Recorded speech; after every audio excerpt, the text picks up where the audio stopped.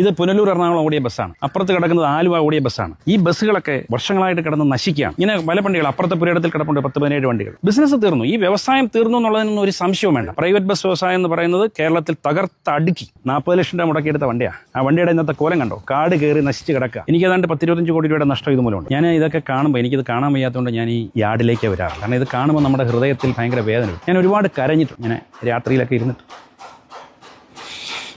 അത്രത്തോളം വേദനകൾ അനുഭവിച്ചിട്ടുള്ള ഒരാളാണ്. ഇത് കണ്ടോ, 2018 മോഡൽ ഒരു ബസ്സാണ്. ഈ ബസ് മേടിച്ചെന്നേ ഉള്ളൂ, ഒരു ദിവസം പോലും സർവീസ് നടത്താൻ കഴിഞ്ഞിട്ടില്ല. ഈ വണ്ടി ബോഡി ചെയ്ത് വന്നിട്ട് 1 കിലോമീറ്റർ പോലും ഓടിയിട്ടില്ല. അപ്പൊ ഈ വണ്ടിയൊക്കെ കിടന്ന് നശിക്കുകയാണ്. ഇതൊക്കെ ഇനി പൊളിക്കാനേ കൊള്ളാവും. സത്യം പറഞ്ഞാൽ ഇവിടെ വരുമ്പോൾ സങ്കടം തോന്നും കേട്ടോ. ഇങ്ങനെ 1 അല്ല 9 അല്ല 35-ലധികം ബസ്സുകളാണ് ഇങ്ങനെ കാട് പിടിച്ച് കിടക്കുന്നത്. ഒരു വ്യവസായം തന്നെ തകർന്നു പോയെന്ന് പറയാം. ശരണ്യ ബസിന്റെ യാർഡാണ്. നിങ്ങൾ ഈ കാണുന്നത് ഒരു വനമോ കാടോ അല്ല.